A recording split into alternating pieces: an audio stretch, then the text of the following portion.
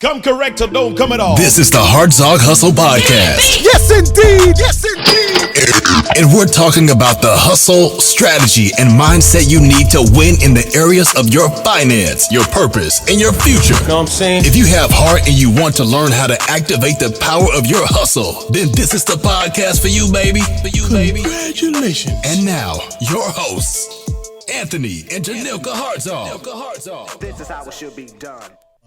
Welcome to another episode of the Hartzog Hustle Podcast. My name is Anthony, and I am joined here by my beautiful wife and co-host, Janilka. Nice to meet everyone again. We are also joined by a very, very special guest, Chanel Hogue, excuse me. And her last name in my phone is Chanel the Doula. So we are excited to have you here. And before we get started, if you guys are new here, please leave us a rating on this podcast. Please leave us a review. And also, if you watch us on YouTube, please subscribe. It helps us grow, helps us get more people into our ecosystem, and helps us help more people overall. Yes. So, Chanel was our doula. So if you want to introduce yourself, say who you are, what brings you here, and then we'll get into the questions. Yeah, I'm Chanel Hogue. I'm a working mama on social platforms, YouTube, Instagram, Facebook. Fell in love with the doula space after my second pregnancy and got a chance to support you lovely folks in your beautiful birth experience. So I think that's why I'm here. Yes. So we've been posting, we also have a night doula, which we'll talk about the difference throughout this, but we sometimes post it on social media and people are like, what is that? I want that. So the number one question is, what is a doula? Okay. All right. So the textbook definition is somebody who is supportive emotionally, physically throughout your pregnancy journey to kind of walk you and your family through the birthing process and support you in labor. Mm-hmm. My definition of it is I am kind of like your cheerleader, your best friend, your birth bestie, whatever you want to call me. I am that for whatever the family needs along the journey. So being able to support you, prepare you mentally, physically, emotionally, spiritually for the type of birth that you want. And to me, that is tailored to every single family. Mm-hmm. So my job really is to kind of educate and prepare you for this whole process. Okay. That is, I had no idea what a doula was, number one. Yeah. So when Janilka brought this idea to me, she's like, well, I'm thinking about doing a doula. The first thing I'm thinking about is, all right, so now we're going to give birth at home. And are we going to do like a water birth? So I'm happy that you explained that because I know a lot of people out there. Well, even before that, I was like, what do you think about a hospital versus like a birth center? So I had to explain what a birth center was. And he was like, absolutely not. Absolutely not. Really? So I don't know. Yeah, that was before. This is before. Said that. No, I was. So some people may not even know what a birth center is. Okay, yeah. And I was one of those people. Yeah.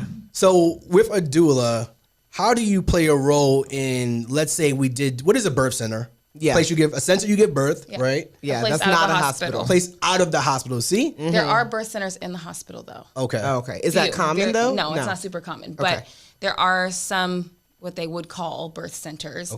Inside of some hospitals that have midwives, but most birth centers that we think of are out of the hospital. They provide the same level of care, but they don't need all of the interventions because all of those women are having out of hospital, natural, unmedicated births. Okay.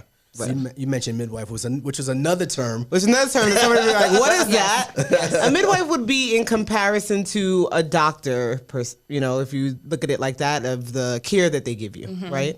But what, are they certified like a doctor or not necessarily? Yeah, they have to go through certification and different licensing programs and trainings. So there are midwifery schools that midwives go through. They can be a certified nurse midwife or a certified professional midwife. There's a difference, obviously. A nurse midwife has gone to nursing school. A professional midwife goes the traditional midwifery route. The biggest difference is that these women, midwives, are trained specifically for the birthing process. They know how to support women from the beginning to the end of pregnancy into the postpartum experience. OBs are trained surgeons that happen to be able to also support birth. Right. So there's a difference between the two of them because midwives are not trained surgeons. So if there was any sort of like medical emergency and somebody needed a C-section, a midwife would not perform that. That person, that family, that mom would go to the hospital and be with an OB to have that That type of procedure surgery. taken care of. Yeah. You know a lot Got about it. this stuff. And so before you were a doula, like where were you at in your career, or like was this like the thing you wanted to do growing up? Like where did this even come from? This was all God. This was God's doing. This was all by accident, to be very honest. Before this, I guess, career field that I've entered into, I was in the education space. Okay. So I used to be a high school math teacher. That transitioned into just staying in the education space. And then I took that and I was working at a church before I gave birth to my daughter, my second child.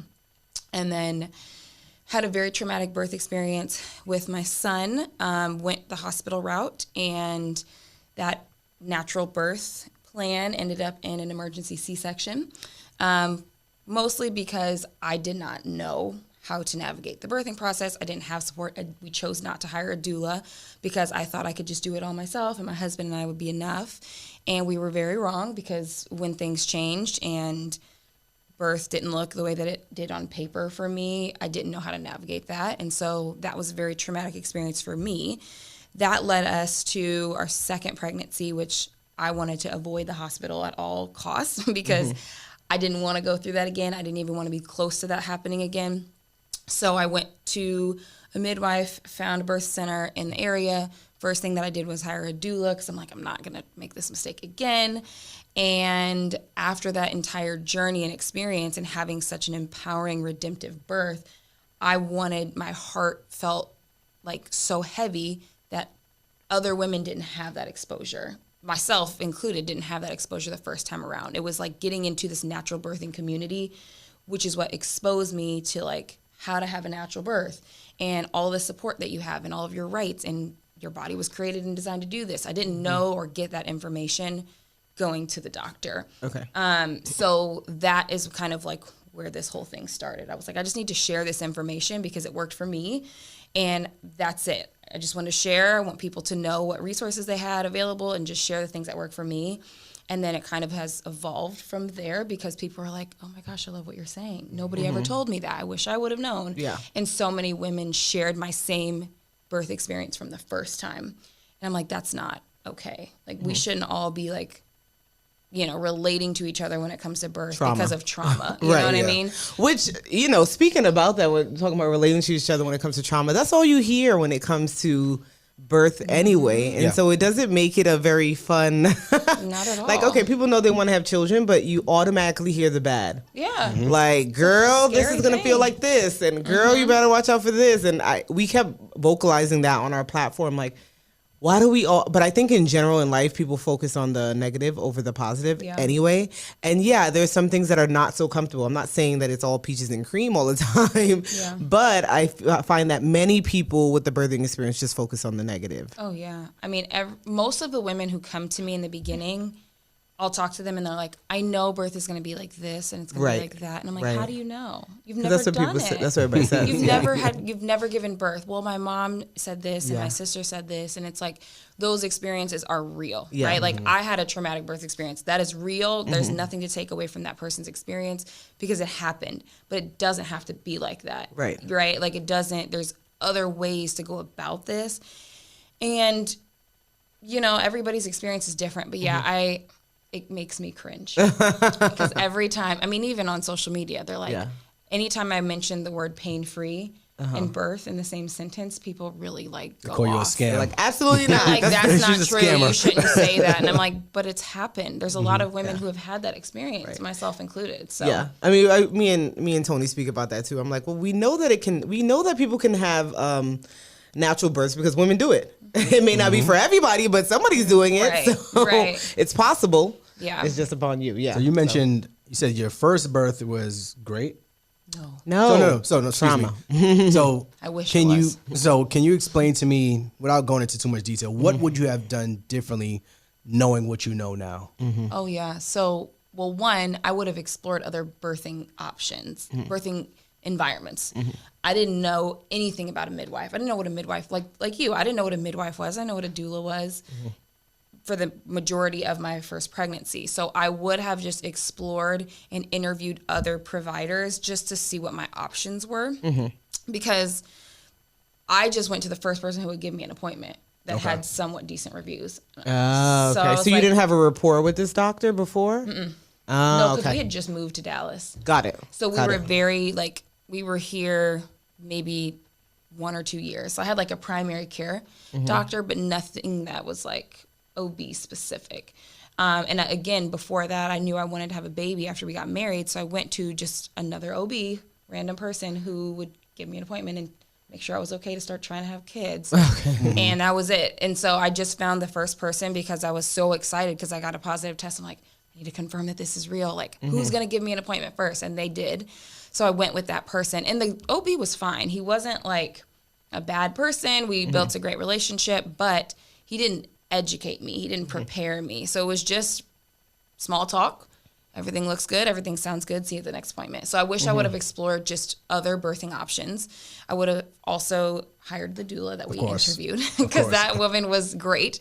Oh, so you did interview someone, did. you just didn't go forward with it. Correct. It was like late in my 3rd trimester. I don't really know how we even came across doulas at that point, but we went to a local doula associate in Dallas and interviewed with a lady, and I was like, oh yeah, she's great. She had 8 kids. I was like, you know what you're talking about. Okay. Yeah. And so because I was so frugal and cheap at the time, I'm like, I'm late in my 3rd trimester. Like, this fee would have been helpful, like if I hired her earlier, but it may not be helpful now. And I would have paid that money 10 times over. Yeah. So in the 3rd trimester. So the education, getting the doula support, no matter where you are in that process. Correct. Yeah. I would have. I mean, I think I might have been 35 weeks at that point. Oh wow. Oh, you're right there. Yeah, and I was like, I don't know if we would have did it. I don't know if I want to know. do it.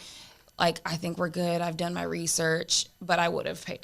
I would have done it. Yeah. And even in the hospital with that education, would there have been any signs or anything that you would have been able to point out to them? Oh, for sure. Yeah. For one, my water broke first. Oh, we got that was y'all's situation. Yeah.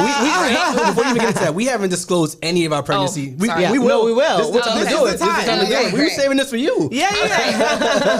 Yay. So go ahead. So we started off the same way. Yeah. Your water broke. It was kind Which of a I big didn't think it was gush. going to happen either. Because Yeah. everybody says there's a very small It's a small percentage chance. of your water breaking. Yeah. And it just happened to happen. Yeah, that happened to be me too. So mine broke at work, and I was like, oh, now I didn't know what y'all knew. So I was Exactly. like, Gotta go.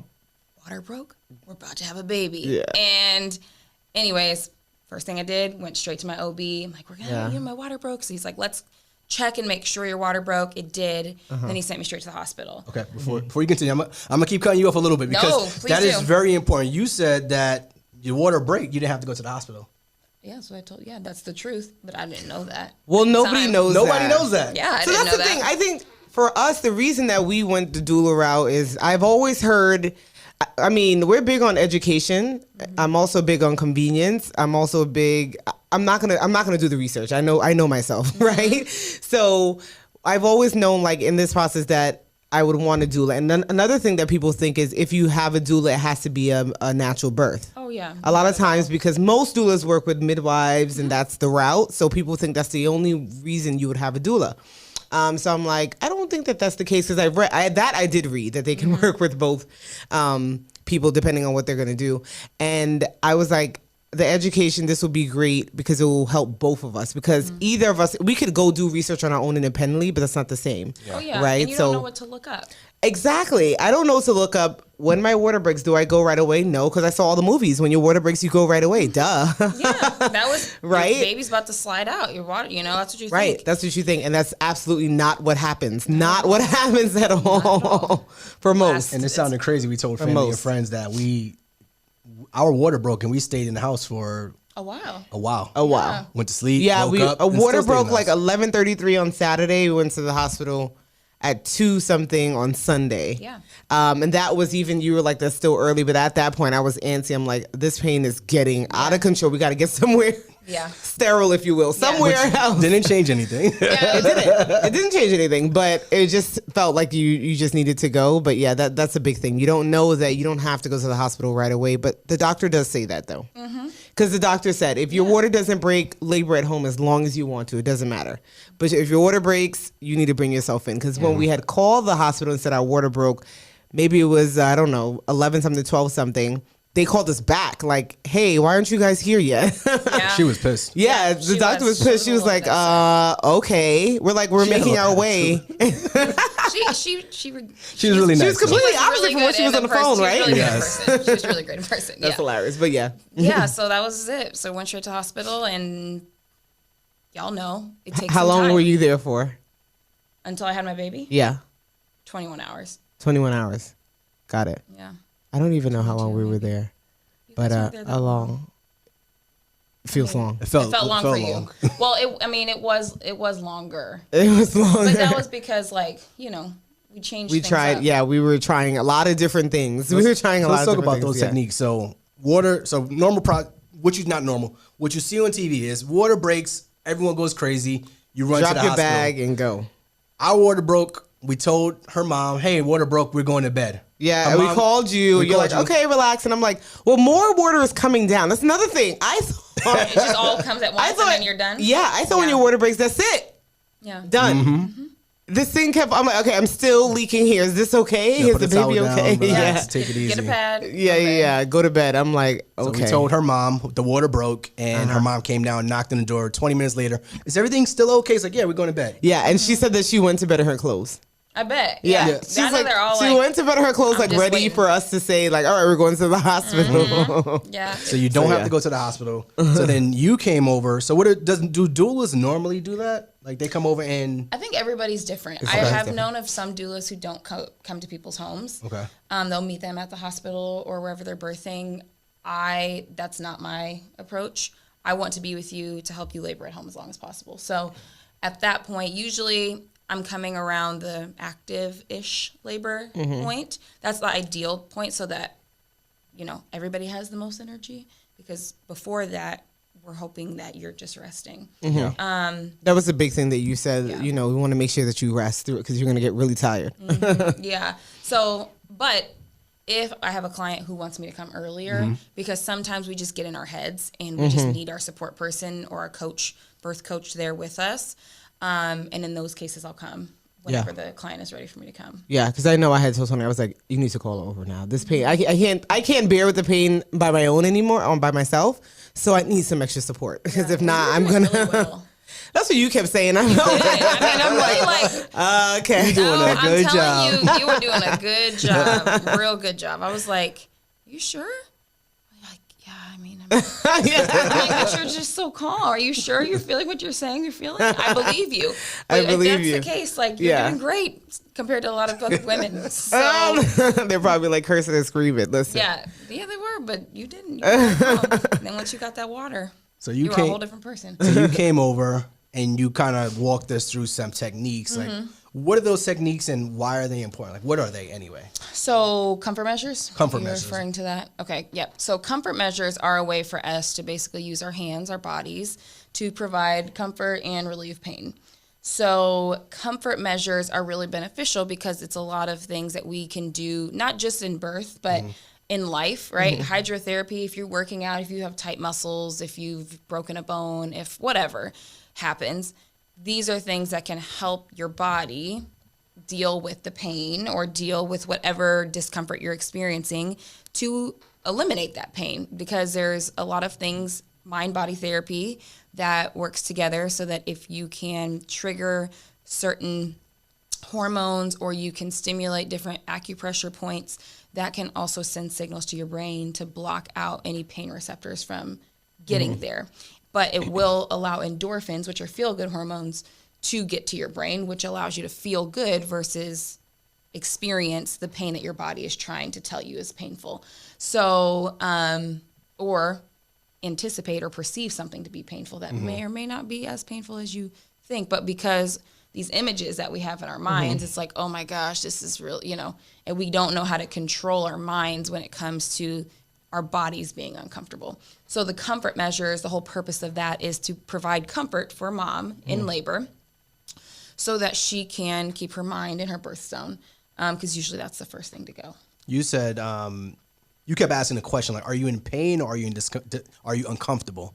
And those were, you kept asking that throughout, not even just the comfort measures on like the whole process. So what are some of those techniques that we did at home? Like we were squatting, we were lunging. Like what are some of those techniques that that people may or may not know about? Yeah. So hydrotherapy is probably the first That's a big one. That, and the easiest one that people can use, as long as, you're doing it safely. Some people will say if your water has broken, don't sit and submerge yourself in a bath unless you're in maybe the hospital or the birthing center where it's like truly disinfected, because our bathtubs at home may not be fully disinfected. So, because you can still labor in the water as you did, right, with your water broken, but just making sure it's a sterile tub. So hydrotherapy is probably my favorite. TENS unit is also one that people don't know much about. That is using electromagnetic waves and vibrations in different acupressure points in your body to send those endorphins, those signals to your brain to kind of block the pain receptors, and that's called gate control theory. So the TENS unit really helps with that. You can use acupressure points that help alleviate pain. We didn't really do a lot of that, but those are really helpful. Hip squeezes are really great because that provides some level of relief on the hips and the uterus and kind of helping bring baby up. There's obviously different positions that we can get into based on the station of your baby. So we did that based on how your body was moving. And then I think those are the main ones that we used. Yeah. So we leave the house, we go to the hospital, and we're there. How long not the whole process. Before we really started getting active, we were just chilling for a lot, doing some walks. We were talking, just having a good time there. Good time. We were having a great time. My job was to stay as calm as possible, and I think I did a pretty you were very calm. job of that. You were very calm. and your mom. But I think we had to talk with my mom. That's why. Yeah, She's not a calm person. She did great. Your mom She did really really great. well. And Yeah, I think she did. I was so calm because you were there. If you weren't there and it was just me and the doctor and her mom and a bunch of nurses in there, it probably would have been a different story. But we were able to remain calm throughout that process. So you mentioned the hydrotherapy. There was one point when Janoka got really, really intense. She said, I don't want to do this anymore. Yeah, I was over it. Let's wrap this up. And we put her in the shower, and she went from probably a 10 to like a 1. And she was completely calm. So when it comes to hydrotherapy, do you feel like that's like the most important part of it, or you think that's the strongest part of it? I think it just depends on the woman, Okay. because sometimes women they don't enjoy being in the water, Yeah. or it slows things down. So for some women like myself and my second birth, I wanted to labor in the tub, and it really relaxed me, but it also Relaxed you caused too much? things to space out, and I was like, okay, that's not what I really wanted. I was just trying to get here to relax a little bit, and I was able to kind of like fall asleep a little bit, which was great because I needed some energy. But after that, I did shower. I did use the shower for a bit of time, but the water was a very temporary thing for me for the moment, and then kind of my body just slowed down when I was using the tub, at least.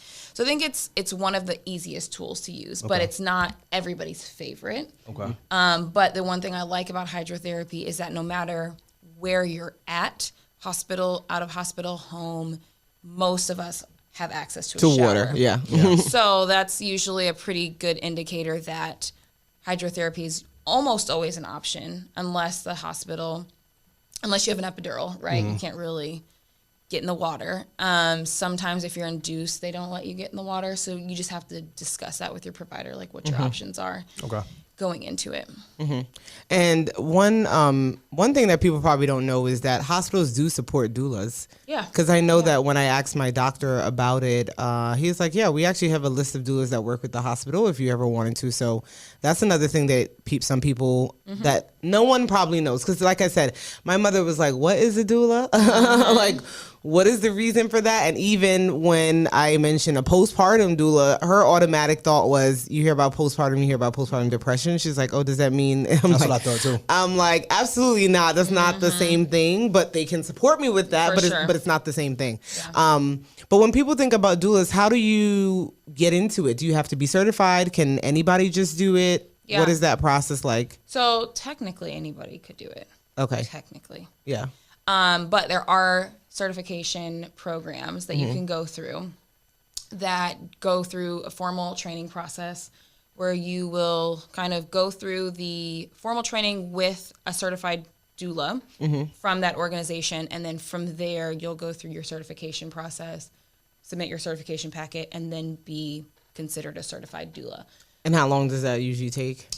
It takes, well, it just depends on the person. Okay. Because you have to have a certain number of births before you can submit for certification. Okay. So like certain number of hours, like interning hours. So Okay. once you complete your births and you support, 3 women, for example, then you can submit your packet, and that can help you get the certification credentials that you need for doula work. But, I think most doulas that are doing the work now probably have gone through this sort of formal training process.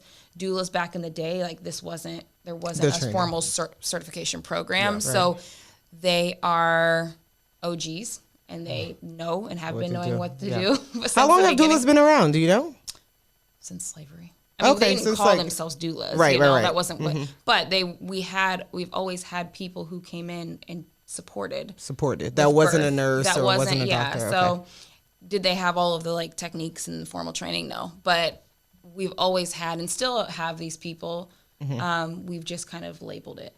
Okay. Now. We have a term for it now. You made me think of something. If somebody has like a nurse midwife, I think that person is more than capable, because in the hospital, the nurses do everything anyway. I don't know if you remember when we started pushing, it was the nurse there. I'm like, wait, where's the doctor? She's like, oh, I do it. The doctor comes last. Yeah, right when they see that head. Yeah, when they see she's the like, head. the doctor comes in last. She's like, I'll be doing it. I'm like, oh, okay, who knew? Yeah, I definitely think, when so like there are some midwives who, like for people who want to be in the hospital for the first time or just second, third time, whatever, but want to work with a midwife. Like there are midwives, most midwives actually work out of hospitals. Those are the certified nurse midwives. Some certified nurse midwives work out of hospitals and birth centers, or they may have their own practice. But the thing that I like about some of those midwifery practices that are in the hospitals, depending on how they operate, I have worked with one here in Dallas where they will stay with you the whole time. The midwife is with you from the time that you get there, like you were at a birth center, because the midwife doesn't leave. They don't have other people unless there's somebody else in labor, like in the house or something. So this midwife in particular stayed with this family and myself the whole time. Got it. So I liked that about it, and she was very educated on different techniques that I'm familiar with, that I coach my clients through. So I think that's really helpful. The only thing that I would say is just for people who are considering that or thinking that their nurse is going to do everything, just realize if you're in like a traditional hospital setting and the person is not going to be there with you the whole time, that's not the case. I mean, they do come in and out. They come very in and often, out. Oh, Jesus. But they still have, like yours, they came in and out very often. It depends on the shift. It depends on the shift, how many people are in labor, so there's not always a guarantee that you're going to have somebody coaching you through the whole thing, which is why I think doulas are beneficial, because even if your provider is not on call, right, this is like the one consistent person that you've had and can rely on and can feel comfortable with throughout the entire process, whether you are familiar with the people at the hospital or not. Okay. So I think that's something that's definitely worth considering and just talking through what those options look like. If you're a young lady, and you're trying, can men be doulas too? Oh wow, okay. There were some men in my training. Oh wow, okay. I don't know what they're doing now, but they were in my training. So how do you find a doula? Like, what are some important qualities? Because like you mentioned you were going to go with a doula and you ended up not. How do you find a doula, and what are some qualities you want to look for? Yep. So there's some formal associations in some cities, like Dallas. They have different formal groups of, like a group of doulas. Like a you can database. Or they just have like a staff basically, and you can hire from their staff based on the profiles and things like that. So there's those places. You can go to those certifying boards that I was talking about. DONA is one of them. CAPPA is another one, CAPPA. And you can usually look in their directory in your area for the certified doulas under that umbrella, and then start interviewing them at that point. Instagram, social media is also a really good place to find. Are you a part of any of those boards or anything? Or I went through my training is through DONA. Okay, so we went on DONA and we would be able to find you. Yeah. Okay. Yeah. So the problem with that is that I feel like it can just like anything, you don't really get to know from like a picture and a profile, like something written. You don't really get to see that person's style. I think it's always good to like start there and then maybe see if you can like learn more information about them or interview them, because just hiring somebody based off of a picture and a bio can be a little bit, in my opinion, can defeat the purpose of what I believe a doula is supposed to serve for, which is to be able to support that family. Or let me just back up and say how I serve my families. I think if that's your only option for a doula, that's better than nothing. But if you have the opportunity to interview them, to get to know them, their beliefs, their approach to labor, their approach to pregnancy, how they plan to support you, what support looks like, how often are you going to talk to them, how are they going to educate you, or if they're just going to show up for their birth. Like, depending on what you want, you should find somebody who's aligned with what you want and who you feel like you can trust, because a big part of the birthing experience is feeling safe, secure, trusting of your birth team. And if you don't trust the person that's supposed to be supporting you through this whole time, that can actually do more harm than good for you in the labor experience, because then you're kind of anxious and you're overwhelmed. You're like, I don't really know this person that well, but I'm like having the most, transformative experience of my life. And I'm like so vulnerable right now, but I don't trust this person. That's why I think you need to go through the interview process. And then what questions should somebody ask? Because we always say you don't know what you don't know. Correct. So what questions should somebody ask when looking for a doula? Yeah. So, first I think the family has to sit down and figure out, what does the birth ideally look like for them. And then ask that doula, okay, how do you support X kind of birth, right? What does an ideal birth situation look like for you? What is your experience? Have you had experience working with high risk moms, if that person is a high risk mom? How do you navigate discomfort? How do you navigate my husband or my partner in this experience? Because y'all were a phenomenal team, but there are some partners who don't know what to do and they don't really care to be a part of that journey. So if you want your partner to be a part of that journey, it's also important that your doula recognizes that, because in my role, I don't see myself replacing your partner. Right. That your partner helped me make this baby in most cases. So I cannot replace what your partner has done. I am there to also empower your partner to help you bring this baby to the world. And coach both of you. So I think it's also important to ask a doula, how do you plan to involve my partner, right? Are you going to be the only one doing comfort measures, or is my partner going to be doing it too? There are some doulas who are strictly like, I'm the physical one. The partner needs to be like the emotional support, or like encouraging and kissing and all that kind of stuff. Some women want that, and that's totally fine. But you have to have those conversations ahead of time. I also think it's important to know how they're going to educate you, because some doulas don't provide childbirth education. We're going to get into it, because she has a course, and I was explaining to Tony that most doulas don't have a course. So he was like, so how would we have learned? I'm like, through her speaking all the time, like they referred you to another course. Some people would just refer to like other courses. Okay. So speaking about course, we're going to give you a commercial break. Yeah. Let you enjoy your Starbucks. So appreciate you guys being here. Appreciate you guys being here. Again, if you're watching this on YouTube, please like and subscribe to our YouTube channel, The Hartzogs. If you're listening to this on your favorite podcast player, please leave us a 5-star review. If you are pleased with the podcast, stop right now, leave us a 5-star review. And speaking of courses, if you guys didn't know, we have a cleaning business university. If you didn't know, we have a 7-figure cleaning business at this point. And we also have taught dozens and dozens, actually thousands of students at this point, how to get their cleaning business up and running without cleaning any single house. Link will be in the show notes, cleaningbusinessuniversity.com. And review this podcast on your favorite listening platform. And follow Anthony and Janilka on Instagram at The Hartrimony. That's TheHartrimony. Keep hustling, baby. Get that money. Get that money.